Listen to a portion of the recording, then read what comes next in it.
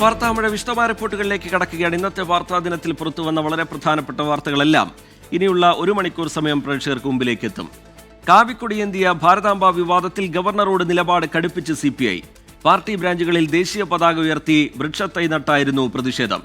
ഭാരതാംബ വിവാദത്തിൽ CPIM-നും CPI-ക്കും ഒരേ നിലപാടാണെന്ന് CPIM സംസ്ഥാന സെക്രട്ടറി MV ഗോവിന്ദൻ പറഞ്ഞു.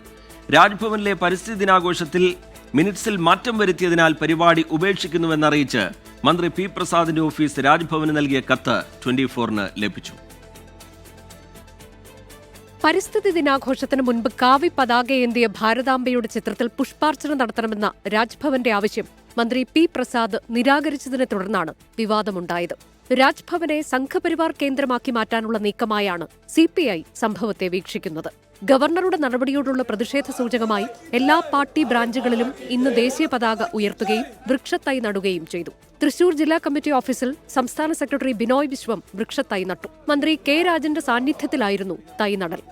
ഭരണഘടനാ പദവിയായ ഗവർണർ സ്ഥാനം വഹിക്കുന്ന ഒരു മനുഷ്യൻ ഒരു വലിയ പദവിയുടെ ചുമതലയെപ്പറ്റിയും കടമയെപ്പറ്റിയും ബോധ്യമുള്ള ആൾ അത്തരം സാക്ഷ്യം പിടിക്കാൻ പാടില്ല. ഭാരതാംബയെ RSSന്റെ പ്രതീകമാക്കി മാറ്റാനുള്ള ബോധപൂർവമായ ഇടപെടൽ അംഗീകരിക്കില്ലെന്ന് മന്ത്രി K. രാജനും പറഞ്ഞു.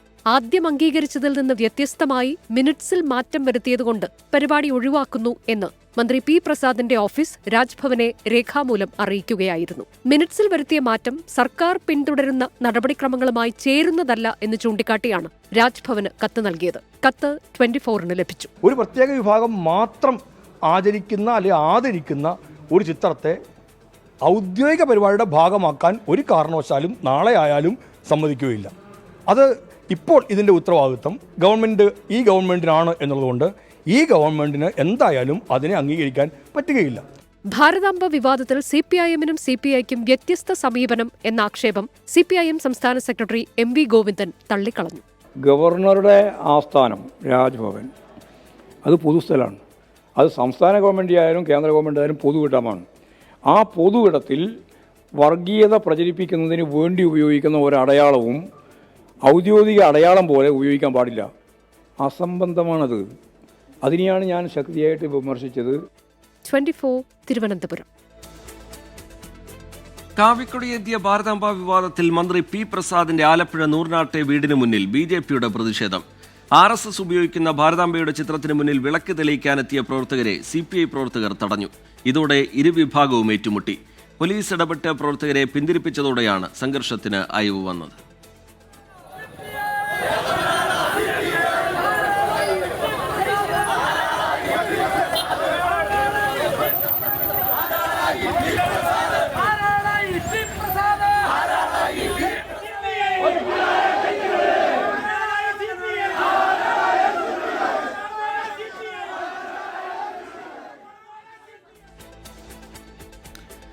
നടനും BJP നേതാവുമായ G. കൃഷ്ണകുമാറിനെതിരെ തട്ടിക്കൊണ്ടുപോകലിന് കേസ്. മകൾ ദിയ കൃഷ്ണയുടെ സ്ഥാപനത്തിലെ വനിതാ ജീവനക്കാരുടെ പരാതിയിലാണ് കേസെടുത്തത്.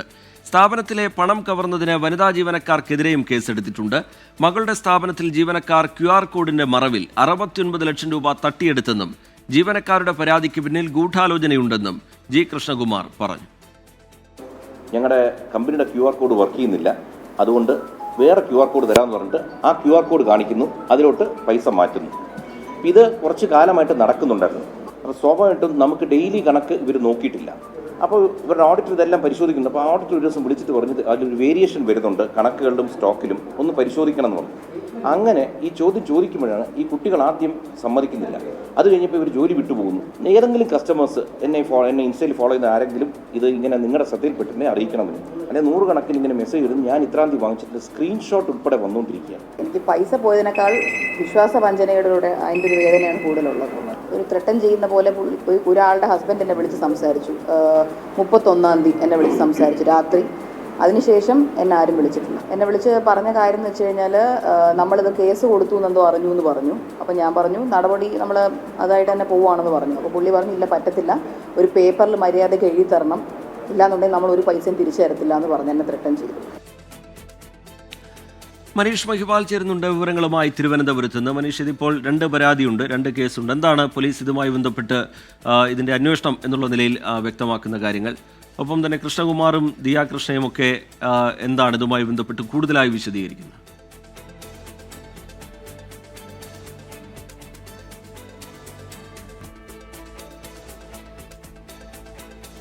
മ്യൂസിയം പോലീസ് 2 കേസാണ് രജിസ്റ്റർ ചെയ്തിട്ടുള്ളത്. ഇവിടെ കൃഷ്ണകുമാർ പറയുന്ന കാര്യം, നേരത്തെ തന്നെ ഈ കടയിൽ ബൊട്ടീക്കിൽ, അതായത് ഈ ദിയയുടെ സ്ഥാപനത്തിൽ നിന്നും സാമ്പത്തിക തട്ടിപ്പ് നടന്നു എന്ന് അറിഞ്ഞ ആ നിമിഷം തന്നെ പോലീസിൽ പരാതി നൽകിയിരുന്നു. തെളിവുകൾ സഹിതം ഇവരുടെ കടയിലെ സെയിൽസ് റിപ്പോർട്ട് അടക്കമുള്ള തെളിവുകൾ സഹിതം പോലീസിന് ആ തെളിവുകൾ നൽകുകയും മൊഴിയെടുക്കുകയൊക്കെ ചെയ്തു. രണ്ടാമതാണ് കൗണ്ടർ കേസ് എന്ന നിലയിൽ ഈ 3 വനിതാ ജീവനക്കാരാണ് മ്യൂസിയം പോലീസിൽ പരാതി നൽകുന്നത്. പരാതിയിൽ ഇവർ തട്ടിക്കൊണ്ടുപോയി പണം അപഹരിച്ചു എന്ന രീതിയിലാണ് ഈ കൃഷ്ണകുമാറിന്റെ കുടുംബാംഗങ്ങളുമായ 6 പേർക്കെതിരെയാണ് പരാതി കൊടുത്തത്. പക്ഷേ ഈ ഒരു പരാതിയിൽ യാതൊരുവിധ അന്വേഷണവും നടത്താതെ, എന്താണ് വസ്തുത എന്ന് മനസ്സിലാക്കാതെ, കൃഷ്ണകുമാറിനും കുടുംബത്തിലുള്ള 6 പേർക്കുമെതിരെ ജാമ്യമില്ലാ വകുപ്പ് പ്രകാരം കേസെടുത്തു എന്നാണ് നിലവിൽ കൃഷ്ണകുമാർ പറയുന്നത്. ഒപ്പം തന്നെ അവധി ദിവസങ്ങൾ പരിഗണിച്ചുകൊണ്ട്, ശനി ഞായർ തൊട്ട് മുമ്പ് ബലിപ്പെരുന്നാളിൻ്റെ ഒക്കെ തന്നെ അവധിയുമായി ബന്ധപ്പെട്ട് കോടതി അവധി ദിവസങ്ങൾ മുന്നിൽ കണ്ടുകൊണ്ട് ജാമ്യമില്ലാ വകുപ്പ് ചുമത്തിയ കേസിൽ, അതുകൊണ്ട് തന്നെ ഒരു അറസ്റ്റ് ഉണ്ടായാൽ മറ്റൊക്കെ ഉണ്ടായാൽ വലിയ ബുദ്ധിമുട്ടാണ്. കോടതിയായി ബന്ധപ്പെട്ട കാര്യങ്ങളിലൊക്കെ തന്നെ ബുദ്ധിമുട്ടുണ്ടാക്കാൻ വേണ്ടി മനഃപൂർവ്വമായി ഈ കേസ് എടുത്തു എന്നാണ്. അതുമായി ബന്ധപ്പെട്ട് മ്യൂസിയം പോലീസ് സ്റ്റേഷനിൽ എത്തുകയും അവിടെ എത്തി ഇൻസ്പെക്ടർ SHOയുമായി സംസാരിച്ച് കാര്യങ്ങളൊക്കെ തന്നെ പറഞ്ഞതാണ്. പക്ഷേ ഒരു പോലീസ് സ്റ്റേഷനിൽ നിന്നും തനിക്ക് ഉണ്ടായത് വളരെ തിക്തമായ, വളരെ മോശം അനുഭവമാണ്. കാര്യങ്ങളൊന്നും മനസ്സിലാക്കാതെ 2 പേരുടെയും പരാതിയിൽ കേസെടുക്കുകയായിരുന്നു. നിങ്ങൾ തന്ന പരാതിയിൽ കേസെടുത്തു, അവർ തന്ന പരാതിയിലും കേസെടുത്തു എന്ന രീതിയിൽ പോലീസ് ആ രീതിയിൽ അന്വേഷണം നടത്തിയിട്ടില്ല എന്ന വലിയ പരാതിയുണ്ട്. ഒപ്പം തന്നെ ആഭ്യന്തര വകുപ്പ് മന്ത്രി കൂടിയായ മുഖ്യമന്ത്രിക്ക് ഇത് സംബന്ധിച്ച് പരാതി നേരിട്ട് മുഖ്യമന്ത്രിയുടെ ഓഫീസിൽ എത്തി അറിയിച്ചിട്ടുണ്ട്. മുഖ്യമന്ത്രി യുക്തമായ നടപടി, നീതിപൂർവമായ നടപടി എടുക്കുമെന്നാണ് നിലവിൽ അറിയുന്നത്. ഇതുമായി ബന്ധപ്പെട്ട എല്ലാ തെളിവുകളും, അതായത് ഈ പരാതിയിൽ ഇവർ പറയുന്നത് കഴിഞ്ഞ 2024 മുതൽ കവടിയാറിലെ ദിയ കൃഷ്ണയുടെ സ്ഥാപനത്തിൽ നിന്നും QR കോഡ് വഴി പണം അപഹരിച്ചു. അതായത് QR കോഡിന് പകരം തങ്ങളുടെ സ്വന്തം സ്ക്രീൻഷോട്ട് കാണിച്ചുകൊണ്ട്, ഗൂഗിൾ പേയുടെ സ്ക്രീൻഷോട്ട് കാണിച്ചുകൊണ്ടാണ് ഇവർ പണം അപഹരിച്ചത്. ഇതുമായി ബന്ധപ്പെട്ടുള്ള ബാങ്ക് സ്റ്റേറ്റ്മെന്റ് അടക്കമുള്ള, ഇവർ സെറ്റിൽമെന്റിന് വന്ന അടക്കമുള്ള ഫൂട്ടേജുകളും ഇതുമായി ബന്ധപ്പെട്ട എല്ലാ തെളിവുകളും ഒക്കെ തന്നെ കയ്യിലുണ്ട്. അത് മാധ്യമങ്ങൾ വഴിയോ അല്ലെങ്കിൽ പോലീസിനൊക്കെ തന്നെ കൊടുക്കാൻ തയ്യാറാണ്. പക്ഷേ ഈ രീതിയിൽ കേസെടുത്തത് പോലീസ് അതിനകത്ത് ചില ഗൂഢാലോചന കൊണ്ട്, ഈ പരാതിക്കാരായ വനിതാ ജീവനക്കാർക്ക് പിന്നിലും ഗൂഢാലോചനയുണ്ട്. 69 ലക്ഷത്തോളം രൂപ അപഹരിച്ചു, അതിൽ 8 ലക്ഷം രൂപ തന്നു. പിന്നീട് ഇവർ സെറ്റിൽമെന്റ് എന്ന രീതിയിൽ ആദ്യം വന്നുവെങ്കിലും പിന്നീട് ഈ പരാതിയിൽ നിന്ന് പിന്മാറണമെന്ന രീതിയിൽ ഭീഷണി മുഴക്കുക ഒക്കെ തന്നെ ചെയ്തു. അതുകൊണ്ട് തന്നെ ഇത് സാധാരണക്കാരായ 3 ജീവനക്കാരുടെ ഒരു പരാതിയായി അല്ലെങ്കിൽ അവരുടെ ഒരു നീക്കമായി കണക്കാക്കാൻ സാധിക്കില്ല. മറ്റു ചില ആൾക്കാർക്ക് മറ്റേ രാഷ്ട്രീയമോ അല്ലെങ്കിൽ മറ്റു തരത്തിലുള്ള ലക്ഷ്യം വെച്ചുകൊണ്ട് തന്നെയും തന്റെ കുടുംബത്തെയും ആക്രമിക്കാൻ. എന്തായാലും ഇതിൽ 2 കേസുകളാണ് ഇപ്പോൾ പോലീസ് എടുത്തിരിക്കുന്നത്. മകളുടെ സ്ഥാപനത്തിൽ ജീവനക്കാർ QR കോഡിന്റെ മറവിൽ 69 ലക്ഷം രൂപ തട്ടിയെടുത്തു എന്നുള്ളതാണ് ഈ കൃഷ്ണകുമാറിന്റെയും ദിയയുടെയും പരാതി. ജീവനക്കാരും പോലീസിനെ പരാതിയുമായി സമീപിച്ചിട്ടുണ്ട്, അതിലും കേസെടുത്തിട്ടുണ്ട്. മനീഷ് മഹിപാൽ തുടരുന്നുണ്ട്. മനീഷ്, ഈ ജീവനക്കാർ എന്താണ് ഇതുമായി ബന്ധപ്പെട്ട് വിശദീകരിക്കുന്നത്? മനീഷ്,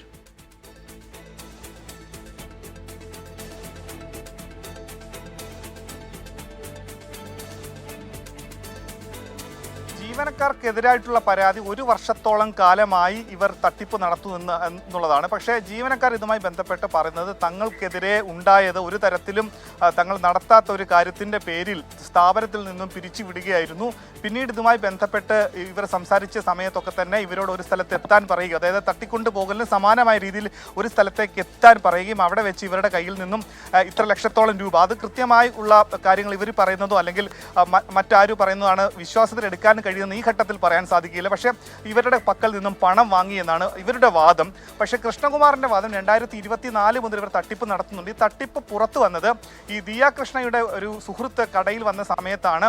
ഈ സ്ഥാപനത്തിലെ QR കോഡ് അത് വർക്ക് ചെയ്യുന്നില്ല എന്ന് ജീവനക്കാരികൾ പറയുന്നു. പകരം തങ്ങളുടെ ഫോണിലെ ഗൂഗിൾ പേയിലേക്ക് അയച്ചു തന്നാൽ മതി, അതിലേക്ക് ഗൂഗിൾ പേ ചെയ്യാനുള്ള കാർഡാണ് കാണിക്കുന്നത്. കൃഷ്ണകുമാർ ഈ അവിടെയുള്ള ജീവനക്കാരുമായി തർക്കിക്കുന്നതിന്റെ ദൃശ്യങ്ങൾ പുറത്തു വന്നിട്ടുണ്ട്, അത് കാണാം. എടുത്തിട്ടില്ല, നിങ്ങൾ മാത്രം എടുത്തിട്ടുണ്ടോ? അല്ല, ഇവരെടുത്തിട്ടില്ല, നിങ്ങൾ മാത്രം എടുത്തിട്ടില്ല. നിങ്ങൾ എടുത്തിട്ടാണ് കൊടുത്തത്, ഇവരെടുത്തിട്ടില്ലേ? ഉണ്ട്. അപ്പോൾ ഒരു സെക്കൻഡ്, ഇവർക്ക് നിങ്ങൾ അയച്ചു കൊടുക്കുന്നതിനാണ്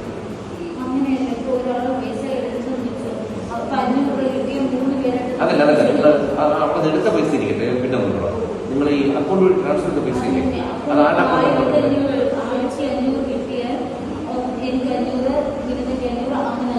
ശരി, നിങ്ങൾക്ക് ഏകദേശം ധാരണയില്ല അല്ലേ? നിങ്ങൾക്ക് 3 ലക്ഷം വരെ ഓർമ്മയുണ്ട്. ഒരു 10-15 ലക്ഷം എടുത്തിട്ടുണ്ടെങ്കിലോ റെക്കോർഡ് വന്നായിരിക്കുന്നത് സംസാരിക്കായിരിക്കും. വന്നാൽ എന്ത് ചെയ്യും?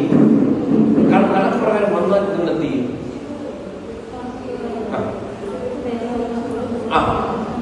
അപ്പൊ നമുക്ക് എടുത്തിട്ടെന്ന് പറയാൻ പറ്റുന്നില്ലേ? നിങ്ങൾ എന്ത് ചെയ്യും പൈസ? അല്ല, ഞാനിപ്പോ കണക്ക് എത്തിച്ചാൽ കണക്ക് മാറ്റി പറയല്ലേ? കംപ്ലീറ്റ് കൊടുക്കും കേട്ടോ, കംപ്ലീറ്റ് കൊടുക്കും. നിങ്ങൾ വിചാരിക്കുന്ന ലെവലിൽ പോകില്ല. നിങ്ങൾ എടുത്തിരിക്കുന്ന പൈസ അത്രയ്ക്കാണ്. അറിയാതെ എത്രയാണ് ഉദ്ദേശം? എന്താ പറയാമെന്ന്?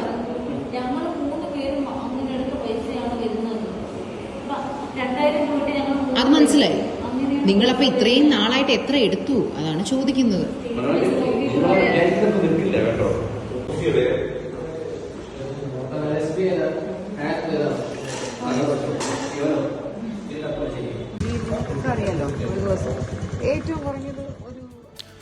മനുഷ്യ ഇപ്പോഴിതായി ഇതുമായി ബന്ധപ്പെട്ടുള്ള ചില ദൃശ്യങ്ങൾ കൂടി പുറത്തു വരുന്നു. ഇത് എന്നത്തെ ദൃശ്യമാണ്, എന്നത്തെ സംഭവമാണിത്?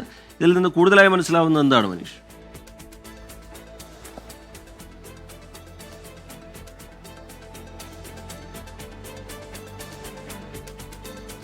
റിജിത്ത്, ഇതുമായി ബന്ധപ്പെട്ട പല ദൃശ്യങ്ങളും നിലവിൽ കൃഷ്ണകുമാറിന്റെ ഭാഗത്തു നിന്നും മാധ്യമപ്രവർത്തകർക്ക് നൽകുന്നുണ്ടോ? ഇത് നേരത്തെ തന്നെ പോലീസിന് നൽകിയിട്ടുള്ളതാണ്. 2 ദൃശ്യങ്ങളാണ്. ഒന്ന്, ഈ സംഭവവുമായി ബന്ധപ്പെട്ട് തട്ടിപ്പ് ഇവർ നടത്തുന്നു. QR കോഡ് മാറ്റിവെച്ച് സ്വന്തം ഗൂഗിൾ പേ നൽകിയ ശേഷം അതിലേക്ക് പണം അയക്കാൻ നൽകുന്നു. അങ്ങനെ ഇതുമായി ബന്ധപ്പെട്ട് കഴിഞ്ഞ 1 വർഷക്കാലം കൊണ്ട് 69 ലക്ഷം രൂപ തട്ടിയെടുത്ത ശേഷം ഇവരെ ഈ വിവരം അറിയിച്ച ശേഷം ഇവരോട് സംസാരിക്കുക, അതായത് ഇവർ സംസാരിക്കാൻ വേണ്ടിയിട്ട് ദിയ കൃഷ്ണയുടെ താമസിക്കുന്ന ഫ്ളാറ്റിലേക്ക് എത്തി. അവിടെ വെച്ച് സെറ്റിൽമെന്റ് എന്ന രീതിയിൽ ഈ 3 ജീവനക്കാരും ഇവരുടെ ബന്ധുക്കളും സുഹൃത്തുക്കളും അടക്കം ഇവരോട് സംസാരിക്കാനെത്തി. ആദ്യ രീതിയിൽ സംസാരിച്ചത് തങ്ങളുടെ ഭാവി ഓർത്ത് ഇതിൽ നിന്നും പിന്മാറണം, ഇത് പരാതിയായി നിയമപരമായി മുന്നോട്ട് പോകരുത്, പണം തിരികെ നൽകാമെന്ന രീതിയിലായിരുന്നു ആദ്യം ഇവരുടെ സംസാരം. പക്ഷേ ഇങ്ങനെ ഒരു തട്ടിപ്പ് നടത്തിയത് കൊണ്ട് തന്നെ അത് പോലീസിൽ വിവരം അറിയിക്കണത്തിൻ്റെ അടിസ്ഥാനത്തിൽ കൃഷ്ണകുമാർ അത് പോലീസിൽ അറിയിച്ചു എന്ന് പറയുന്നു. പക്ഷേ പിന്നീട് ഇവരുടെ സ്വരം മാറി. അതായത് ഇവർ പോലീസിൽ പരാതി നൽകിയതോടുകൂടി ഈ രീതിയിൽ മുന്നോട്ട് പോവുകയാണെങ്കിൽ കൃഷ്ണകുമാറിനെതിരെയും പല രീതിയിലുള്ള പ്രശ്നങ്ങൾ ഉണ്ടാകുന്ന തരത്തിലുള്ള ഭീഷണി ഉണ്ടായി. അങ്ങനെ ഭീഷണി മുഴക്കി എന്നാണ് പറയുന്നത്. അതിന് തൊട്ട് മുമ്പ് ഇവരുമായി സംസാരിച്ച ദിയയുടെ ഫ്ളാറ്റിലെത്തി സംസാരിച്ചതിൻ്റെ ദൃശ്യങ്ങളാണ്. മറ്റു ചില ദൃശ്യങ്ങളും പുറത്ത് വന്നിട്ടുണ്ട്. അതായത് ഈ ജീവനക്കാർ QR കോഡ് മാറ്റിവെച്ചുകൊണ്ട് തങ്ങളുടെ സ്വന്തം ഫോണിലെ ഗൂഗിൾ പേ കാണിച്ചുകൊണ്ട് അതിലേക്ക് പണം ഇടാൻ നൽകുന്ന ദൃശ്യങ്ങൾ കാണിച്ചു കൊടുത്തിട്ടുണ്ട്. പക്ഷേ ഈ കേസിൻ്റെ ഒരു ഭാഗം മാത്രമാണ്. ഇതുമായി ബന്ധപ്പെട്ട് ജീവനക്കാരെ സംബന്ധിച്ച് അവർക്ക് ഇനി കൂടുതൽ എന്തൊക്കെ പറയാനുണ്ട് എന്നുള്ള കാര്യങ്ങൾ കൂടി വരാനുണ്ട്.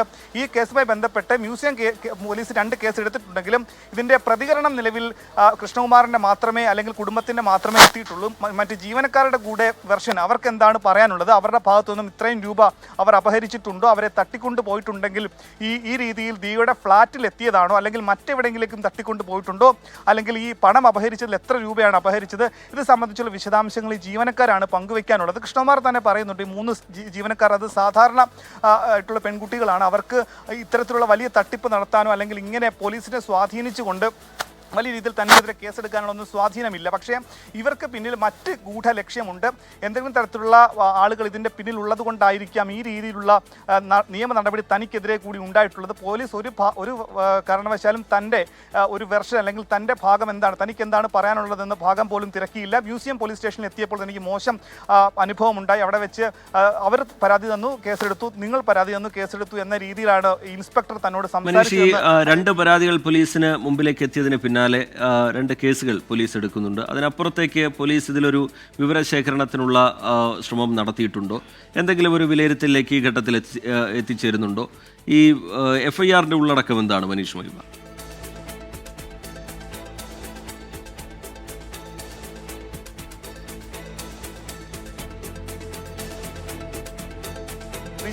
FIR-ന്റെ ഉള്ളടക്കം ഈ കൃഷ്ണകുമാറിൻ്റെ കുടുംബത്തിലെ മറ്റ് 5 പേർ, അതായത് ബന്ധുക്കളടക്കമുള്ള മകൾ ദിയ അടക്കമുള്ള ഭാര്യ അടക്കമുള്ള 5 പേർ ചേർന്ന് ഇവരെ തട്ടിക്കൊണ്ടുപോയി ഇവരുടെ പക്കൽ നിന്നും നിർബന്ധമായി ഇവരുടെ കയ്യിൽ നിന്നും പണം അപഹരിച്ചു എന്നുള്ള ഒരു കേസാണ് നിലവിൽ മ്യൂസിയം പോലീസ് രജിസ്റ്റർ ചെയ്തിട്ടുള്ളത്. ജാമ്യമില്ലാത്ത വകുപ്പ് കൂടിയാണ്.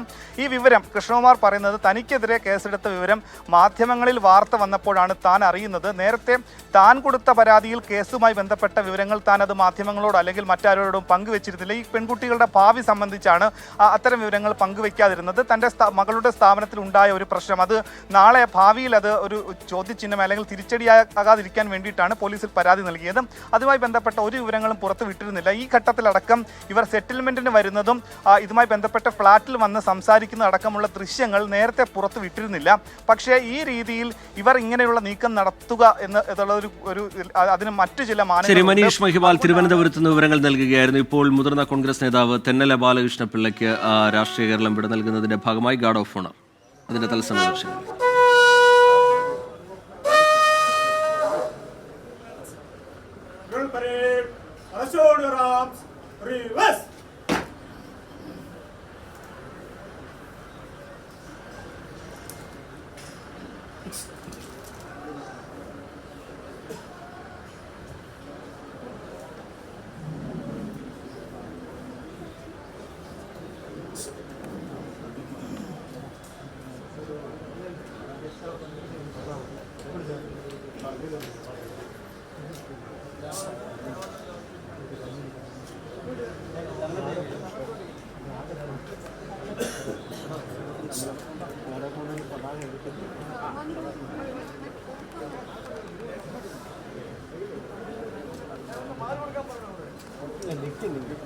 Drill parade! Attention! Drill parade! Prison! Up!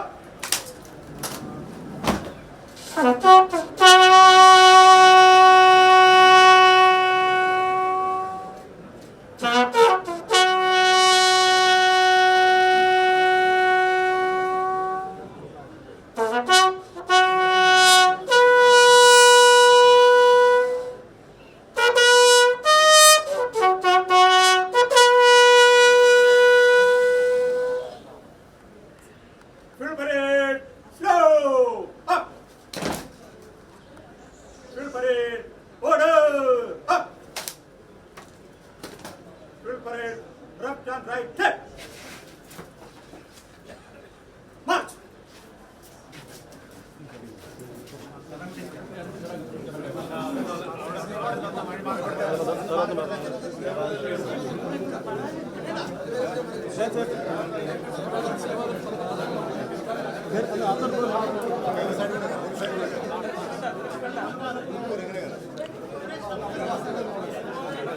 മുതിർന്ന കോൺഗ്രസ് നേതാവ് തെന്നല ബാലകൃഷ്ണ പിള്ളയ്ക്ക് കേരളം വിട നൽകുകയാണ്. തിരുവനന്തപുരം ശാന്തി കവാടത്തിൽ അല്പസമയത്തിനകം ഔദ്യോഗിക ബഹുമതികളോടെ സംസ്കാരം നടക്കും. നേരത്തെ KPCC ആസ്ഥാനത്ത് ഇന്ദിരാഭവനിൽ മുഖ്യമന്ത്രി പിണറായി വിജയൻ തെന്നല ബാലകൃഷ്ണ പിള്ളയ്ക്ക് അന്തിമോപചാരം അർപ്പിച്ചിരുന്നു.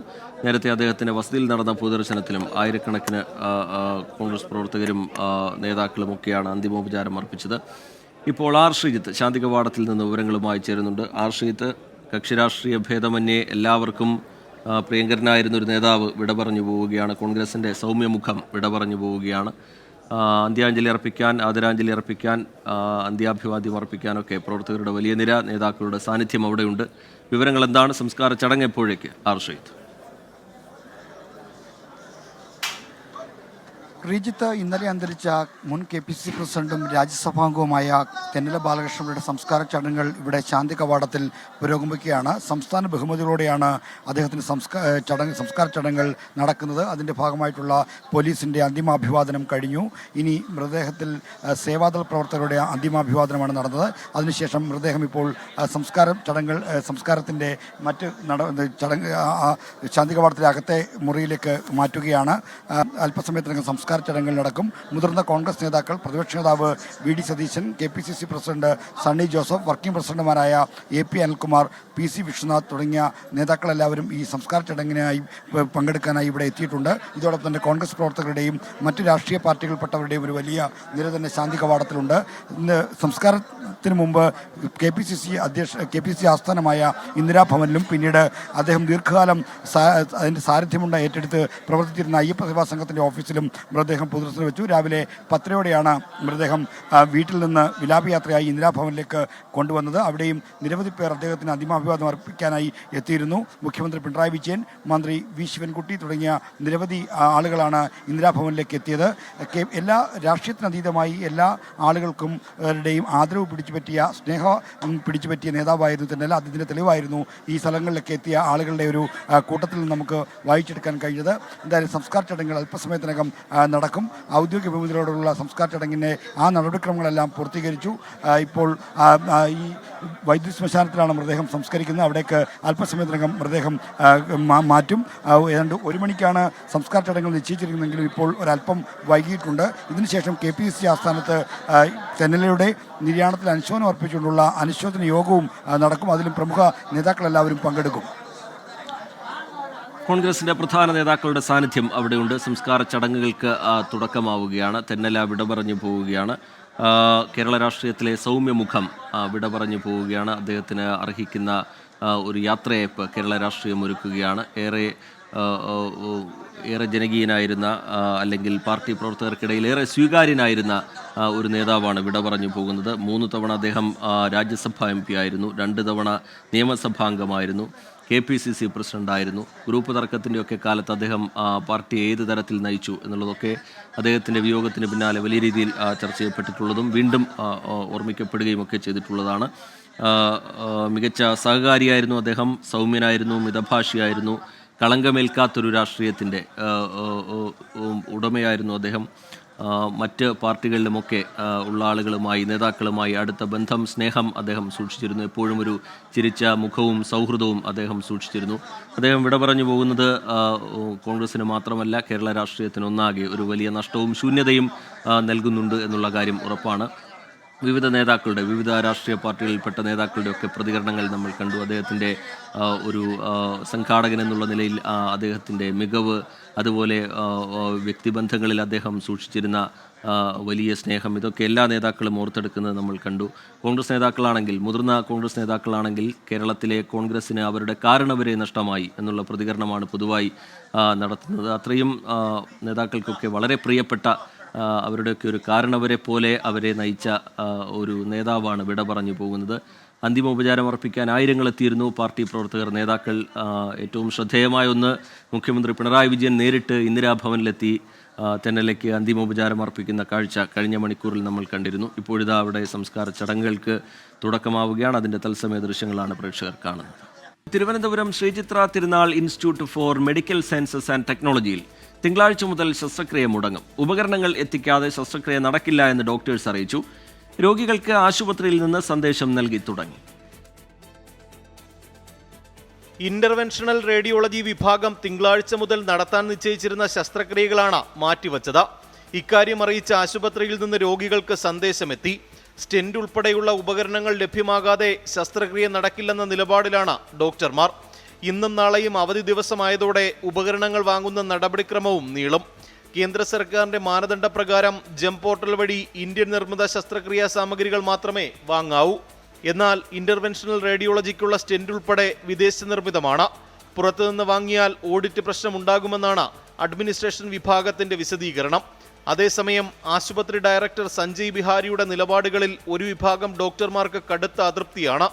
കൂട്ടായ ചർച്ചകൾ നടക്കുന്നില്ലെന്നും നിയമത്തിന്റെ നൂലാമാലകൾ പറഞ്ഞ് പ്രായോഗിക തീരുമാനങ്ങൾ എടുക്കുന്നില്ല എന്നുമാണ് പരാതി. അതിനിടെ ശസ്ത്രക്രിയ ഉപകരണങ്ങൾ ലഭ്യമാകാത്തതിൽ അടിയന്തര ഇടപെടൽ ആവശ്യപ്പെട്ട A. റഹീം MP ശാസ്ത്ര സാങ്കേതിക വകുപ്പ് മന്ത്രി ജിതേന്ദ്ര സിംഗിന് കത്ത് നൽകി. MG പ്രതീഷ്, 24, തിരുവനന്തപുരം. ത്യാഗത്തിന്റെയും സമർപ്പണത്തിന്റെയും സ്മരണ പുതുക്കി ഇന്ന് ബലിപെരുന്നാൾ. പള്ളികളിലും ഈദ്ഗാഹുകളിലും പ്രത്യേക പ്രാർത്ഥനകൾ നടന്നു. ആശംസകൾ കൈമാറിയും നമസ്കാരത്തിൽ പങ്കെടുത്തും വിശ്വാസ സമൂഹം ബലിപെരുന്നാളിനെ വരവേറ്റു. അല്ലാഹു അക്ബർ, അല്ലാഹു അക്ബർ, സമിഅല്ലാഹു ലിമൻ ഹമീദഹ്. തിരുവനന്തപുരം നഗരത്തിൽ പാളയം മുസ്ലിം ജമാഅത്തിന്റെ നേതൃത്വത്തിൽ ചന്ദ്രശേഖരൻ നായർ സ്റ്റേഡിയത്തിലായിരുന്നു ഈദ്ഗാഹ്. 3000-ഓളം വിശ്വാസികളാണ് ഈദ്ഗാഹിൽ പങ്കെടുക്കാൻ എത്തിയത്. പാളയം ഇമാം ഡോക്ടർ VP സുഹൈബ് മൗലവി ബലിപെരുന്നാൾ സന്ദേശം നൽകി. പഹൽഗാം ഭീകരാക്രമണം പൈശാചികമെന്ന് പാളയം ഇമാം. മതപരമായി സാമുദായികമായി ഭിന്നിപ്പിച്ചുകൊണ്ട് ഒരു ശക്തിക്കും ഈ രാജ്യത്തെ തകർക്കാൻ കഴിയില്ലെന്ന വലിയൊരാശയം ലോകത്തെ പഠിപ്പിക്കുകയായിരുന്നു. അതിലടക്കമുള്ള ഈ 26 രക്തസാക്ഷികളും. ഭീകരാക്രമണം കൊണ്ട് മതപരമായി ഭിന്നിപ്പിക്കാൻ കഴിയില്ല. ആക്രമണം രാഷ്ട്രീയവൽക്കരിക്കാനുള്ള ശ്രമങ്ങളെ ജാഗ്രതയോടെ കാണണം. പലസ്തീൻ ജനതയോടുള്ള ഐക്യദാർഢ്യവും വഖഫ് ഭേദഗതി വിഷയത്തിലെ നിലപാടും ഇമാം വ്യക്തമാക്കി. നമ്മുടെ പലസ്തീനിലെ ഗസയിലെ സഹോദരങ്ങൾ അതികഠിനമായ പ്രയാസങ്ങളാണ് അഭിമുഖീകരിച്ചു കൊണ്ടിരിക്കുന്നത്. സയനിസ്റ്റ് കാഭാലികർ പലസ്തീനികളെ, ഗസാ നിവാസികളെ വംശഹത്യ നടത്തിക്കൊണ്ടിരിക്കുകയാണ്. അതിക്രൂരമായിട്ട് കൊലപ്പെടുത്തിക്കൊണ്ടിരിക്കുകയാണ്, കൊന്നുകൊണ്ടിരിക്കുകയാണ് സഹോദരങ്ങളെ. കോഴിക്കോട് പാളയം മൊയ്തീൻ പള്ളിയിൽ പെരുന്നാൾ നമസ്കാരത്തിന് ഹുസൈൻ മടവൂർ നേതൃത്വം നൽകി. എല്ലാവരും രാജ്യത്തിന് ശക്തി പകരണമെന്ന് ഹുസൈൻ മടവൂർ പറഞ്ഞു. എറണാകുളം തൃക്കാക്കര ഈദ്ഗാഹ് കമ്മിറ്റിയുടെ സിറ്റി ഈദ്ഗാഹ് രാവിലെ 7-ന് തുടങ്ങി. അറഫ മസ്ജിദ് ഖത്തീബ് ഇസഹാഖ് അസഹരി പ്രാർത്ഥനകൾക്ക് നേതൃത്വം നൽകി. ഇന്ത്യയിലും ലോകത്തും മുസ്ലിങ്ങൾ നേരിടുന്ന പ്രശ്നങ്ങളെക്കുറിച്ച് പറഞ്ഞാണ് നമസ്കാരം അവസാനിപ്പിച്ചത്. വിവിധ ബ്യൂറോകൾക്കൊപ്പം 24 തിരുവനന്തപുരം. നോവ് പടർത്തുന്ന ഓർമ്മകളും പേറിയാണ് വയനാട് മുണ്ടക്കയിൽ ബലിപെരുന്നാൾ പ്രാർത്ഥനകൾ നടന്നത്. ഉരുൾപൊട്ടലിൽ തകർന്ന പള്ളിയോട് ചേർന്നുള്ള മദ്രസ ഹാളിലായിരുന്നു പ്രത്യേക പ്രാർത്ഥന. ദുരന്തത്തിനു ശേഷം പല ഭാഗങ്ങളിലേക്ക് താമസം മാറേണ്ടി വന്നവർ വീണ്ടും പിറന്ന നാട്ടിൽ ഒത്തുചേർന്നു. അല്ലാഹു അക്ബർ, അല്ലാഹു അക്ബർ, അല്ലാഹു അക്ബർ, അല്ലാഹു അക്ബർ. ബിസ്മില്ലാഹിർ റഹ്മാനിർ റഹീം. അൽഹംദുലില്ലാഹി റബ്ബിൽ ആലമീൻ. നാടും ഉറ്റവരും നഷ്ടപ്പെട്ടതിന്റെ വേദന നിറഞ്ഞ അന്തരീക്ഷത്തിലായിരുന്നു മുണ്ടക്കൈയിൽ ബലിപെരുന്നാൾ പ്രാർത്ഥനകൾ. കഴിഞ്ഞ പെരുന്നാളിന്റെ ഓർമ്മയുടെ സാക്ഷ്യമായി ഉരുൾപൊട്ടലിൽ തകർന്ന പള്ളി ഇപ്പോഴും കാണാം. ഈ നാടിന് നഷ്ടപ്പെട്ടത് പള്ളിയുടെ ഖത്തീബ് ഷിഹാബ് ഫൈസി ഉൾപ്പെടെ നിരവധി മനുഷ്യരെ. ഓർമ്മകളുടെ ഭാരവും പേറിയായിരുന്നു പെരുന്നാൾ നമസ്കാരം. സങ്കടങ്ങൾക്കിടയിലും പലയിടത്തേക്ക് ചിതറേണ്ടി വന്ന പ്രിയപ്പെട്ടവരെ ഒന്നിച്ചു കണ്ടതിന്റെ സന്തോഷം പലരും പങ്കുവച്ചു. ഇനി സന്തോഷത്തിന്റെ പെരുന്നാളില്ല, പെരുന്നാളാണുള്ളത്. അത് മാറുമായിരിക്കും, മാറുന്നുള്ള പ്രതീക്ഷയിലാണ്. കഴിഞ്ഞ കാലങ്ങളിലൊക്കെ ഞങ്ങളിങ്ങനെ ഒത്തുചേർന്ന് പുറത്തിറങ്ങുന്ന നേരത്തെ ഇവിടുത്തെ ഹിന്ദു സഹോദരന്മാരെ ഞങ്ങൾക്ക് മധുരം തന്നിരുന്നത്. ഇന്നിപ്പോൾ അങ്ങനത്തെ ഒരു സാഹചര്യം ഇല്ല, അതൊരു വിഷമമുണ്ട്. എന്നാലും ഈ ഒത്തുചേരൽ വലിയൊരു ആശ്വാസം തന്നെയാണ്. ഷംസുദ്ദീൻ റഹ്മാനി പ്രാർത്ഥനകൾക്ക് നേതൃത്വം നൽകി. ഈ ദുരന്തത്തിൽ ഏറ്റവും കൂടുതൽ ഇവരുടെ കൂടെ ചേർന്ന് നിന്ന ഒരാൾ എന്നുള്ള നിലക്ക് ഇന്ന് സത്യത്തിൽ കണ്ണു നിറയാൻ ഇവിടെ വരുമ്പോൾ അതിൻ്റെ കൂടെ നിങ്ങളെപ്പോലെയുള്ള ആളുകളാണ് അന്ന് നമുക്ക് പ്രചോദനമായി നിന്നത്. അതിലുള്ള നന്ദിയും കടപ്പാടും ഒക്കെ അറിയിക്കുകയാണ്. ഇനിയും ഇങ്ങനെ കൂടാനും സന്തോഷിക്കാനും ഒക്കെയുള്ള അവസരങ്ങൾ ഉണ്ടാക്കണം. ടി സിദ്ദിഖ് MLA-യും പെരുന്നാൾ നമസ്കാരത്തിനെത്തിയത് മുണ്ടക്കൈയിലായിരുന്നു. അതിൽ കഴിഞ്ഞ ബലിപെരുന്നാളിന് ഒന്നിച്ച് നമസ്കരിച്ച പല ആളുകളില്ല. മുണ്ടകൈ നിവാസികളായ ആളുകൾ മുഴുവൻ ഇപ്പം വീണ്ടും ബലിപെരുന്നാളിന് ഒത്തുചേരുന്നു എന്നുള്ളത് അവർ വല്ലാത്തൊരു അതിജീവനത്തിന്റെ ഒരു വല്ലാത്തൊരു പ്രതലം സൃഷ്ടിക്കലാണ്. മുണ്ടക്കൈ ഖബറിസ്ഥാനിലും പുത്തുമലയിലും പ്രത്യേകം പ്രാർത്ഥനകൾ നടന്നു. 24 വയനാട്. ഭീകരതയ്ക്കെതിരായ ഇന്ത്യൻ സൈനിക നടപടികൾക്ക് പിന്നാലെ സിന്ധു നദീജല കരാർ മരവിപ്പിച്ച നടപടി പിൻവലിക്കണമെന്ന് അഭ്യർത്ഥിച്ച് പാകിസ്ഥാൻ. ഇക്കാര്യം ആവശ്യപ്പെട്ട് പാകിസ്ഥാൻ ഇന്ത്യക്ക് വീണ്ടും കത്തെഴുതി. എന്നാൽ നടപടി പിൻവലിക്കില്ല എന്ന നിലപാടിലാണ് രാജ്യം. പെഹൽഗാം ഭീകരാക്രമണത്തിന് പിന്നാലെയാണ് സിന്ധു നദീജല കരാർ മരവിപ്പിച്ച ഇന്ത്യയുടെ കടുത്ത നടപടി. നദീജലം ആശ്രയിച്ചിരുന്ന പാകിസ്ഥാന്റെ പല മേഖലകളും ഇന്ന് കടുത്ത വരൾച്ചയും ജലക്ഷാമവും നേരിടുന്നുവെന്നാണ് റിപ്പോർട്ടുകൾ. ഇതോടെയാണ് കരാർ മരവിപ്പിച്ച നടപടി പുനഃപരിശോധിക്കണമെന്ന് അഭ്യർത്ഥിച്ച് ഇന്ത്യക്ക് വീണ്ടും പാകിസ്ഥാന്റെ കത്ത്. കരാർ മരവിപ്പിച്ചതോടെ കൃഷിയും ജനജീവിതവും പ്രതിസന്ധിയിലായെന്നും കത്തിൽ പറയുന്നു. പാകിസ്ഥാനെതിരെ സ്വീകരിച്ച നടപടികൾ പിൻവലിക്കില്ലെന്ന നിലപാടിലാണ് രാജ്യം. സിന്ധു നദീജല കരാറുമായി ബന്ധപ്പെട്ട ഒരു ചർച്ചയ്ക്കും താൽപ്പര്യമില്ലെന്നും ഇന്ത്യൻ വിദേശകാര്യ മന്ത്രാലയ വൃത്തങ്ങൾ അറിയിച്ചു. ഓപ്പറേഷൻ സിന്ദൂർ വിശദീകരിക്കാൻ ശശി തരൂർ MPയുടെ നേതൃത്വത്തിൽ വിദേശ പര്യടനം നടത്തിയ സംഘം US deputy state secretary Christopher ലാൻഡവുമായി കൂടിക്കാഴ്ച നടത്തി. ഭീകരതയ്ക്കെതിരായ പോരാട്ടത്തിൽ ഇന്ത്യക്ക് അമേരിക്ക പിന്തുണ അറിയിച്ചു. 24 ഡൽഹി. ചാരപ്രവർത്തനത്തിലേർപ്പെട്ട ഇന്ത്യൻ യൂട്യൂബർമാരെ നിയന്ത്രിച്ചത് പാക് പോലീസിലെ മുൻ ഉദ്യോഗസ്ഥനെന്ന് വിവരം. പാക് പോലീസിലെ മുൻ സബ് ഇൻസ്പെക്ടറായിരുന്ന നാസിൻ എന്നയാളെ സംബന്ധിച്ച് നിർണായക വിവരം ഇന്ത്യൻ ഏജൻസികൾക്ക് കിട്ടി. പാക് ചാരവൃത്തി കേസിൽ നിരവധി യൂട്യൂബേഴ്സാണ് രാജ്യത്ത് അറസ്റ്റിലായത്. ഇവരെ നിയന്ത്രിച്ചിരുന്നത് പാകിസ്ഥാൻ പോലീസിലെ മുൻ ഉദ്യോഗസ്ഥനായ നാസിർ ആണെന്നാണ് അന്വേഷണ ഏജൻസികളുടെ കണ്ടെത്തൽ. ചാരവൃത്തി കേസിൽ ഒടുവിൽ അറസ്റ്റിലായ യൂട്യൂബർ ജസ്ബീർ സിംഗിന്റെ മൊഴിയിലും നാസിറിന്റെ പേര് പുറത്തുവന്നു. പാക് പോലീസിലെ മുൻ സബ് ഇൻസ്പെക്ടറായിരുന്ന നാസിർ വിരമിച്ച ശേഷം രഹസ്യാന്വേഷണ ഏജൻസിയായ ISIയിൽ ചേരുകയായിരുന്നു. ചാരവൃത്തിക്കായി ഇന്ത്യൻ യൂട്യൂബർമാരെ ഇയാൾ തെരഞ്ഞെടുത്തു. നാസിറും വനിതാ സുഹൃത്തും യൂട്യൂബർമാർക്കും ISIക്കുമിടയിൽ പാലമായി പ്രവർത്തിച്ചു. യൂട്യൂബർമാരെ പാക് ഹൈക്കമ്മീഷനിലെ ഉദ്യോഗസ്ഥൻ ഡാനിഷുമായും ബന്ധിപ്പിച്ചു. ഇതിന് പിന്നാലെ യൂട്യൂബേഴ്സിന് ചാരവൃത്തി ചുമതലകൾ ഏൽപ്പിച്ചു. പാക് സന്ദർശനത്തിന് വേണ്ട സൗകര്യങ്ങൾ യൂട്യൂബേഴ്സിന് ഒരുക്കി. ഇതിനു പകരമായി പാക് അനുകൂല വീഡിയോകൾ ചിത്രീകരിച്ച് യൂട്യൂബിൽ പോസ്റ്റ് ചെയ്യണമെന്നും നാസിർ നിർദ്ദേശം നൽകിയതായാണ് കണ്ടെത്തിയിരിക്കുന്നത്. 24 ഡൽഹി. പാകിസ്ഥാൻ ഭീകരവാദികൾക്ക് ഇന്ത്യ നൽകിയ കനത്ത മറുപടിയായിരുന്നു ഓപ്പറേഷൻ സിന്ദൂർ. ഓപ്പറേഷൻ സിന്ദൂർ കഴിഞ്ഞ് ഒരു മാസം പിന്നിട്ടിരിക്കുന്നു. ഭീകരാക്രമണത്തിനെതിരായ രാജ്യത്തിന്റെ തിരിച്ചടി. ഓപ്പറേഷൻ സിന്ദൂറിന്റെ നാൾവഴിയിലേക്ക് ഒരിക്കൽ കൂടി.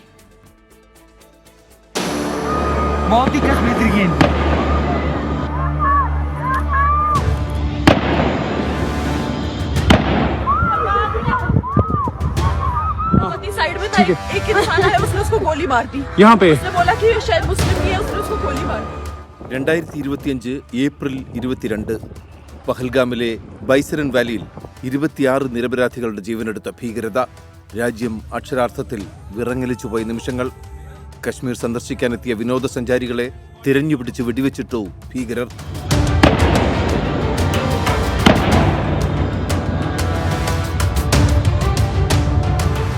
അതിർത്തി കടന്നെത്തിയ ഭീകരതയ്ക്ക് കനത്ത മറുപടി നൽകുമെന്ന് പ്രധാനമന്ത്രി.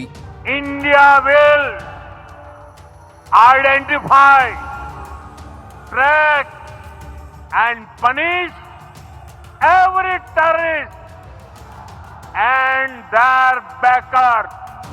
ഭീകര സംഘടനകളായ ജെയ്ഷെ മുഹമ്മദിന്റെയും ലഷ്കർ എ തോയ്ബയുടെയും പാകിസ്ഥാനിലെയും പാക് അധിനിവേശ കശ്മീരിലെയും 9 താവളങ്ങൾ ലക്ഷ്യമാക്കി മെയ് 6 അർദ്ധരാത്രി കഴിഞ്ഞപ്പോൾ ഇന്ത്യൻ സൈന്യം ആക്രമണം തുടങ്ങി.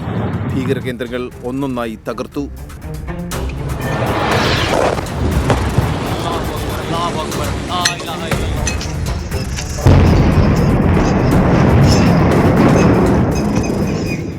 ഇന്ത്യയിലെ ജനവാസ മേഖലയിലും ആരാധനാലയങ്ങൾക്ക് നേരെയും പാകിസ്ഥാന്റെ ഡ്രോൺ ആക്രമണമുണ്ടായി. എന്നാൽ പാക് ഡ്രോണുകൾക്ക് നിലം തൊടാനായില്ല. അത്രയ്ക്ക് ശക്തമായിരുന്നു ഇന്ത്യയുടെ പ്രതിരോധം. ഇന്ത്യൻ സൈന്യത്തിന്റെ കരുത്തിനു മുന്നിൽ പാകിസ്ഥാന്റെ എല്ലാ നീക്കങ്ങളും നിഷ്പ്രഭമായി.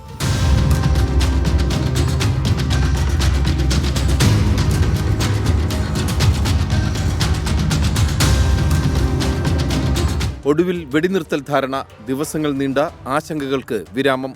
ഭീകരതയ്ക്കെതിരെ ശക്തമായി തിരിച്ചടി എന്ന പുതിയ നയം വ്യക്തമാക്കുകയായിരുന്നു ഇന്ത്യ.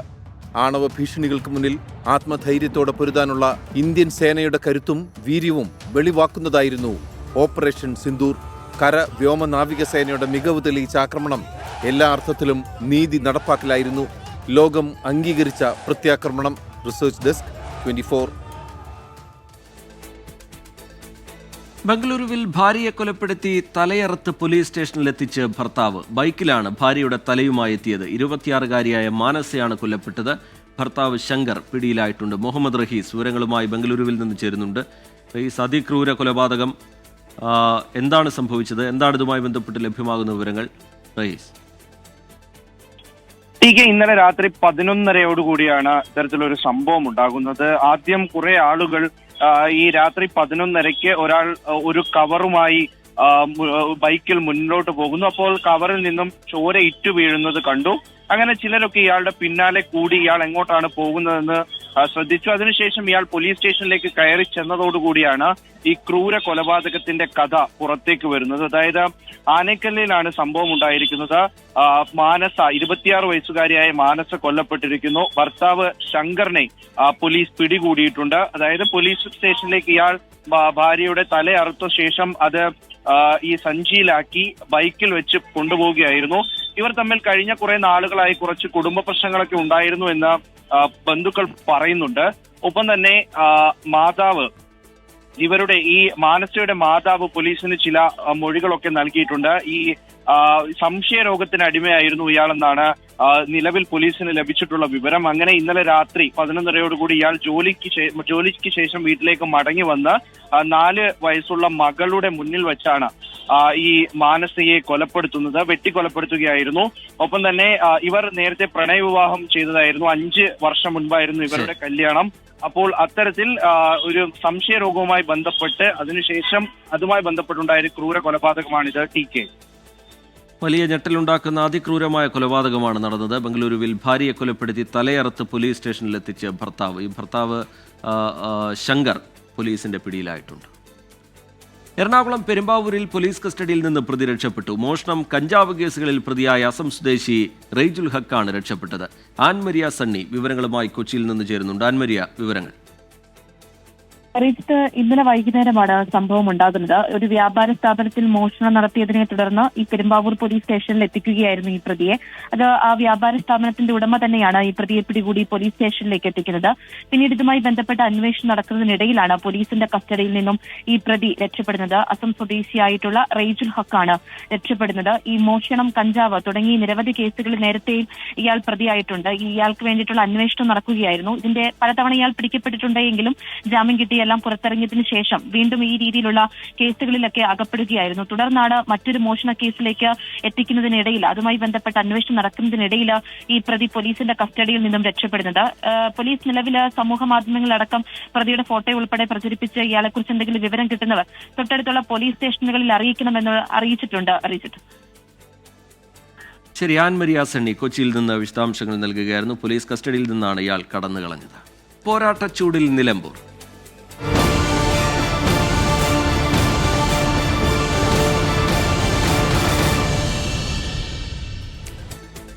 പെരുന്നാളാഘോഷങ്ങൾക്കിടയിലും പ്രചാരണ തിരക്കിൽ നിലമ്പൂരിലെ സ്ഥാനാർത്ഥികൾ. പൊതുപര്യടനങ്ങൾ ഒഴിവാക്കി വോട്ടേഴ്സിനെ നേരിൽ കണ്ടാണ് LDF UDF സ്ഥാനാർത്ഥികളുടെ പ്രചാരണം. പോത്തുകൽ പഞ്ചായത്തിലാണ് NDA സ്ഥാനാർത്ഥിയുടെ പര്യടനം. സ്വതന്ത്ര സ്ഥാനാർത്ഥി PV അൻവറും പ്രചാരണ രംഗത്ത് സജീവമാണ്. പെരുന്നാൾ നമസ്കാരത്തിന് പള്ളികളിലെത്തിയ വിശ്വാസികളെ നേരിൽ കണ്ട് സ്ഥാനാർത്ഥികൾ. UDF സ്ഥാനാർത്ഥി ആര്യൻ ചൌക്കത്ത് രാവിലെ 7:30 മിനർവപ്പടി സലഫി മസ്ജിദിലെത്തി പെരുന്നാൾ നിസ്കാരത്തിൽ പങ്കെടുത്തു. ശേഷം മുക്കട്ട ജുമാ മസ്ജിദിലേക്ക് ഉപ്പയുടെ കബറിടത്തിൽ പ്രാർത്ഥിച്ചു. ശേഷം നാട്ടുകാരുമായി സെൽഫിയും സന്തോഷവും പങ്കിട്ടു. പാട്ടക്കരിമ്പ് ആദിവാസി നഗറിലുള്ളവർക്കൊപ്പമാണ് ഇന്നത്തെ പെരുന്നാൾ ഭക്ഷണം. ഈ ബലിപെരുന്നാൾ എന്ന് പറഞ്ഞാൽ ഒരു ത്യാഗത്തിന്റെ, ആത്മസമർപ്പണത്തിന്റെ, സഹനത്തിന്റെ ഒരു ഓർമ്മ പുതുക്കലാണ് പെരുന്നാൾ. എല്ലാവരെയും കുടുംബങ്ങളെ സന്ദർശിക്കുക, പിന്നെ അതേപോലെ തന്നെ അസുഖമായവരെ, ബാക്കിയുള്ളവർക്ക്, അതൊക്കെ തന്നെയാണ് ഈ പെരുന്നാൾ ദിവസവും പ്രധാനമായിട്ടും പറയുന്നത്. രാവിലെ ചന്തക്കുന്ന് ജുമാ മസ്ജിദിൽ ഈദ്ഗാഹിനെത്തിയ ആളുകളെ കണ്ടാണ് LDF സ്ഥാനാർത്ഥി M സ്വരാജ് തെരഞ്ഞെടുപ്പ് പ്രചാരണത്തിന് തുടക്കമിട്ടത്. ശേഷം നിലമ്പൂരിൽ തന്റെ വീടിന് സമീപത്തുള്ള അയൽവാസികളെ നേരിൽ കണ്ട് വോട്ട് അഭ്യർത്ഥിച്ചു. ഉച്ചയ്ക്ക് ശേഷം പോത്തുകലിലെ സ്വന്തം നാട്ടുകാരുമൊത്താണ് സ്ഥാനാർത്ഥിയുടെ പെരുന്നാൾ ആഘോഷം. സ്ഥാനാർത്ഥിയായി വന്നതിന് ശേഷം ഇങ്ങോട്ട് ഓരോ ദിവസവും ആത്മവിശ്വാസം വർദ്ധിപ്പിക്കുന്ന ഇടതുമുന്നണി പ്രവർത്തകരുടെ ആത്മവിശ്വാസം വർദ്ധിപ്പിക്കുന്ന പിന്തുണയും ഐക്യദാർഢ്യവും സ്നേഹപ്രകടനങ്ങളും ഒക്കെയാണ് നാട് തന്നുകൊണ്ടിരിക്കുന്നത്. എല്ലാവരും സന്തോഷമായിരിക്കട്ടെ എന്നാണല്ലോ നമ്മുടെ ആഗ്രഹം. സ്വതന്ത്ര സ്ഥാനാർത്ഥി PV അൻവർ എടക്കര ജമാഅത്ത് പള്ളിയിൽ പെരുന്നാൾ നിസ്കാരത്തിനെത്തി.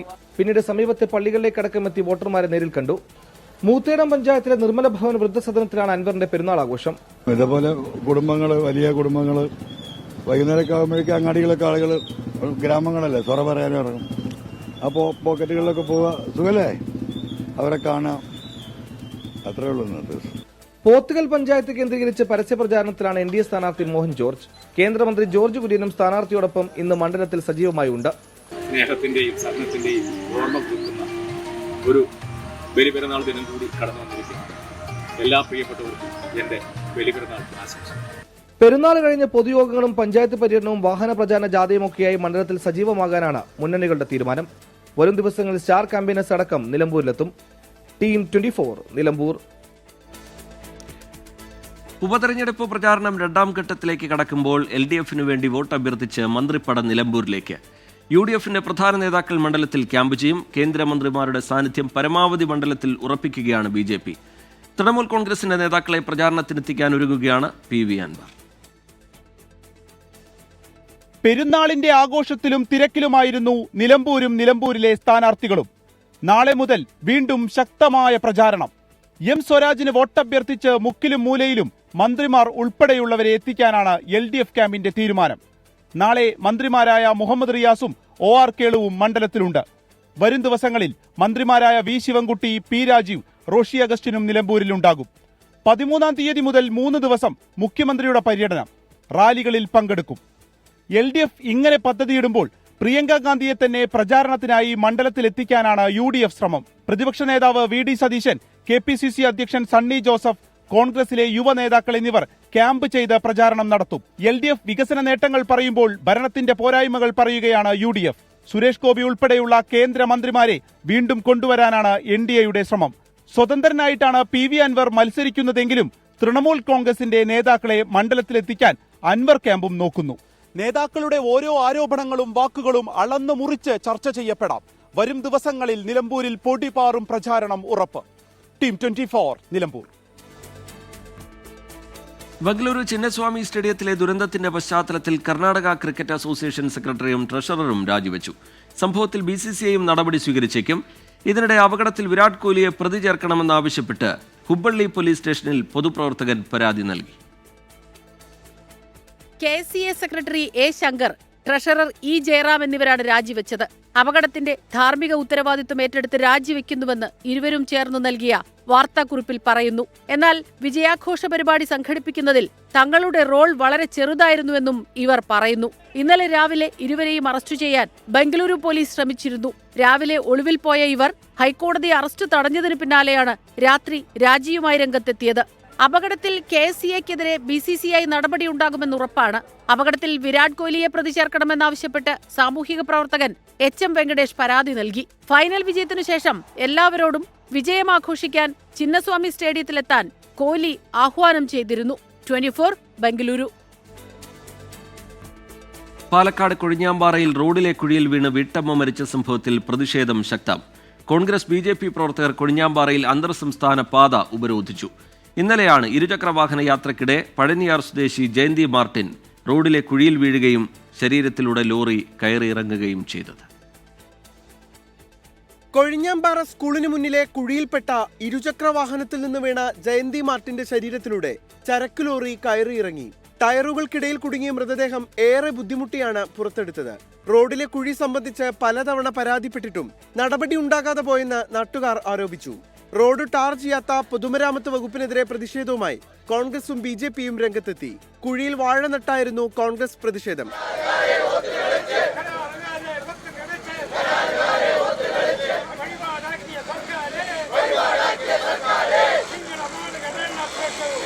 ദേശീയപാതയുടെ ക്രെഡിറ്റ് എടുക്കാൻ നടക്കുന്ന പൊതുമരാമത്ത് മന്ത്രി മുഹമ്മദ് റിയാസ് സ്വന്തം റോഡിലെ കുഴികളെങ്കിലും അടയ്ക്കാൻ ശ്രമിക്കണമെന്ന് BJPയുടെ പരിഹാസം.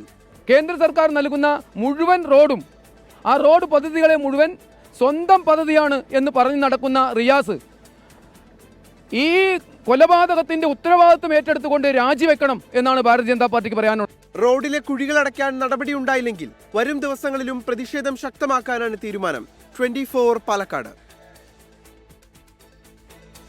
ദേശീയപാത നിർമ്മാണത്തിൽ അപാകതയുണ്ടെങ്കിൽ നിർമ്മാണ കമ്പനി പരിഹരിക്കുമെന്ന് കേന്ദ്രമന്ത്രി ജോർജ് കുര്യൻ. കുറ്റമുണ്ടെങ്കിൽ അത് ഞങ്ങളേൽക്കാം. ദേശീയപാത നിർമ്മാണം മുടങ്ങരുതെന്നും നിർമ്മാണം പൂർത്തിയാകുമ്പോൾ ജനങ്ങൾ കാര്യങ്ങൾ മനസ്സിലാക്കുമെന്നും കേന്ദ്രമന്ത്രി പറഞ്ഞു. പാർട്ടിയുടെ നയം പൂർത്തിയാക്കുന്നിടം വരെ വികസനം പൂർത്തിയാക്കണം, അല്ലെങ്കിൽ തടയും, ഞങ്ങൾ തടയിക്കുമെന്ന് പറഞ്ഞിട്ട് വരും. ഇതാണ് വിപ്ലവം. പൂർത്തിയാക്കാൻ സമ്മതിക്കണം. അതിന്റെ പേരില് എന്ത് ഞങ്ങളേക്കും. ഞങ്ങൾ പണിയുന്നതിന്റെ കുറ്റമല്ല ഞങ്ങളല്ലേ ഏക്കേണ്ടത്. അപ്പൊ അത് ഞങ്ങൾ ഏക്കും, അത് പൂർത്തിയാക്കും. പക്ഷെ അതിനിടയിൽ ഈ കുഴപ്പമുണ്ടാക്കിയിട്ട് തടയരുത്. അത് ഉദ്ഘാടനം ചെയ്യുമ്പോൾ പറഞ്ഞോളൂ. വിവിധ ജില്ലകളിലായി 10-ലധികം പേരെ വിവാഹം ചെയ്ത് കബളിപ്പിച്ച യുവതി അറസ്റ്റിൽ. എറണാകുളം കാഞ്ഞിരമറ്റം സ്വദേശിയായ രേഷ്മയാണ് അറസ്റ്റിലായത്. തിരുവനന്തപുരം ആരനാട് പഞ്ചായത്ത് അംഗത്തെ വിവാഹം കഴിക്കാനായി പുതിയ തട്ടിപ്പിന് എത്തിയപ്പോഴായിരുന്നു കുടുങ്ങിയത്. എറണാകുളം കാഞ്ഞിരമറ്റം സ്വദേശിനിയും 2 വയസ്സുകാരുടെ അമ്മയുമാണ് സംസ്ഥാനത്തുടനീളം വിവാഹം കഴിച്ച് തട്ടിപ്പുകൾ നടത്തിയത്. ഇതിനോടകം 10-ലധികം പേരെ വിവാഹം കഴിച്ച് കബളിപ്പിച്ച് പണവുമായി കടന്നു കളഞ്ഞു. ഓൺലൈനിൽ കണ്ട പഞ്ചായത്ത് അംഗത്തിന്റെ വിവാഹാലോചനയിൽ നിന്നാണ് പുതിയ തട്ടിപ്പിന് കളമൊരുക്കിയത്. വിവാഹ പരസ്യം കണ്ട് പെൺകുട്ടിയുടെ അമ്മയാണെന്ന് പറഞ്ഞ് ശബ്ദം മാറ്റി ആദ്യം രേഷ്മ ഫോണിൽ വരനെ ബന്ധപ്പെട്ടു. പിന്നീട് മകളുമായി സംസാരിക്കാനായി ഫോൺ നൽകുന്നതായി പറഞ്ഞ് യഥാർത്ഥ ശബ്ദത്തിൽ രേഷ്മ തന്നെ സംസാരിച്ച് ബന്ധം സ്ഥാപിച്ചു. ഇതിനിടെ കോട്ടയത്ത് വെച്ച് പരസ്പരം കണ്ട് വിവാഹം ഉറപ്പിച്ചു. പിന്നീട് തന്റെ അമ്മയ്ക്ക് വിവാഹത്തിന് താല്പര്യമില്ല എന്ന് പറഞ്ഞ് ഒറ്റയ്ക്ക് തിരുവനന്തപുരത്തെത്തി. പഞ്ചായത്ത് അംഗവുമായുള്ള വിവാഹത്തിന് ഒരുക്കങ്ങൾ നടത്തി. ചില അസ്വാഭാവികതകൾ തോന്നിയതിനാൽ രേഷ്മ ബ്യൂട്ടി പാർലറിൽ കയറിയപ്പോൾ വരന്റെ ബന്ധുക്കൾ രേഷ്മയുടെ ബാഗ് പരിശോധിച്ചു. അപ്പോഴാണ് മുൻ വിവാഹങ്ങളെക്കുറിച്ചും മകളുള്ള വിവരവും മനസ്സിലാക്കുന്നത്. തുടർന്ന് ആര്യനാട് പോലീസ് നടത്തിയ പ്രാഥമിക അന്വേഷണത്തിലാണ് വിവാഹ തട്ടിപ്പിന്റെ വ്യാപ്തി പുറത്താകുന്നത്. വിവാഹ തട്ടിപ്പിനുള്ള ചീറ്റിങ്ങിനുള്ള കേസൊക്കെ എടുത്തിട്ടുള്ളത്. എന്താ നടപടി? പിന്നെ കോടതി ഹാജരാക്കും. അടുത്ത മാസം തിരുവനന്തപുരത്ത് മറ്റൊരു വിവാഹം നടത്താൻ ഒരുക്കങ്ങൾ പൂർത്തിയാക്കി. അതിന്റെ എൻഗേജ്മെന്റ് ചടങ്ങും കഴിഞ്ഞിരുന്നു. 24 തിരുവനന്തപുരം. തിരുവനന്തപുരം PMGയിലെ TVS ഷോറൂമിൽ തീപിടുത്തം. പുലർച്ചെ ഉണ്ടായ തീപിടുത്തത്തിൽ 10ഓളം വാഹനങ്ങൾ കത്തിനശിച്ചു. ഷോർട്ട് സർക്യൂട്ടാണ് തീപിടുത്തത്തിന് കാരണമെന്നാണ് പ്രാഥമിക നിഗമനം.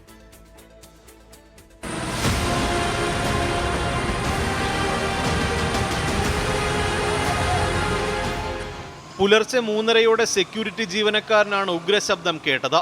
പിന്നാലെ താഴത്തെ നിലയിൽ നിന്ന് മുകളിലേക്ക് തീ പടർന്നു. 3 നിലകളുള്ള കെട്ടിടത്തിൽ താഴെ വാഹനങ്ങളും മുകളിൽ ടയറും സ്പെയർ പാർട്സ് ഉപകരണങ്ങളുമായിരുന്നു. ഇതിനൊപ്പം ഡീസലും പെട്രോളും മുറിയിൽ സൂക്ഷിച്ചിരുന്നു.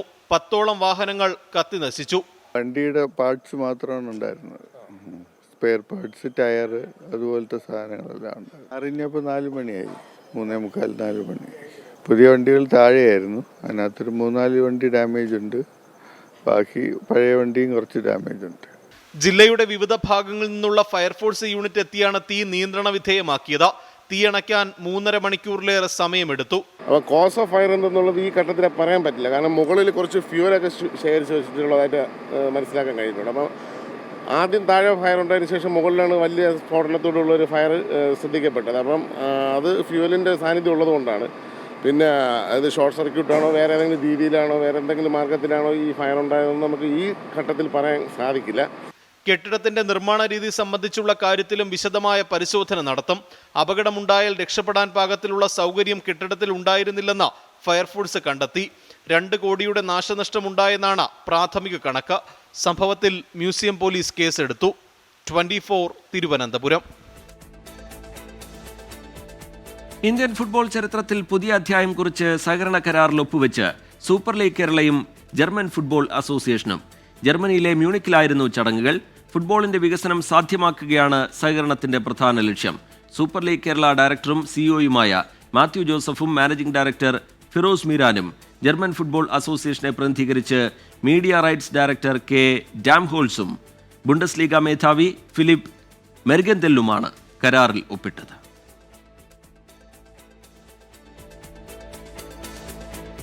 തമിഴ്നാട്ടിലെ വാഹനാപകടത്തിൽ മരിച്ച നടൻ ഷൈൻ ടോം ചാക്കോയുടെ പിതാവ് CP ചാക്കോയുടെ സംസ്കാരം തിങ്കളാഴ്ച തൃശൂർ മുണ്ടൂർ പരികർമ്മല മാതാ പള്ളിയിലാണ് സംസ്കാരം നടക്കുക. അപകടത്തിൽ പരിക്കേറ്റ് തൃശൂരിലെ ആശുപത്രിയിൽ ചികിത്സയിൽ കഴിയുന്ന ഷൈൻ ടോം ചാക്കോയെയും മാതാവിനെയും കേന്ദ്രമന്ത്രി സുരേഷ് ഗോപിയും സിനിമാ പ്രവർത്തകരും സന്ദർശിച്ചു. തൃശൂർ മുണ്ടൂരിലെ വീട്ടിൽ നാളെ വൈകിട്ട് 4 മണി മുതലാണ് പൊതുദർശനം. മുണ്ടൂർ പരികർമ്മലമാത പള്ളിയിൽ തിങ്കളാഴ്ച മൃതദേഹം സംസ്കരിക്കാനാണ് കുടുംബത്തിന്റെ തീരുമാനം. വിദേശത്തുള്ള ഷൈനിന്റെ സഹോദരിമാർ ഇന്ന് രാത്രിയോടെ നാട്ടിലെത്തും. സംസ്കാരത്തിനു ശേഷം ഷൈൻ ടോമിന്റെയും മാതാവ് മരിയയുടെയും ശസ്ത്രക്രിയ നടത്തും. ഇരുവരുടെയും ആരോഗ്യസ്ഥിതിയിൽ ആശങ്കപ്പെടേണ്ടതില്ലെന്ന് ആശുപത്രിയിൽ സന്ദർശനം നടത്തിയ ശേഷം കേന്ദ്രമന്ത്രി സുരേഷ് ഗോപി പ്രതികരിച്ചു. ഒരു പ്രശ്നമില്ല, ഫ്രാക്ചർ ഉണ്ട്. അത് സർജിക്കൽ ഇന്റർവെൻഷൻ വളരെ അത്യാവശ്യമാണ്. അത് എത്രയും പെട്ടെന്ന് ചെയ്യുന്നത് നല്ലതാണ്. പക്ഷെ അമ്മ ഇതുവരെ അറിയിച്ചിട്ടില്ല. കൈക്ക് പരിക്കേറ്റ ഷൈൻ ടോം ചാക്കോയും നടുവിന് പരിക്കേറ്റ മാതാവും തൃശൂരിലെ സൺ ആശുപത്രിയിൽ ചികിത്സയിൽ തുടരുകയാണ്. 24 തൃശൂർ. നോക്കാമിനി കാലാവസ്ഥാ റിപ്പോർട്ട്. ഇപ്പോഴത്തെ കാലാവസ്ഥ സമർപ്പിക്കുന്നത് Berger paints 100 years of trust.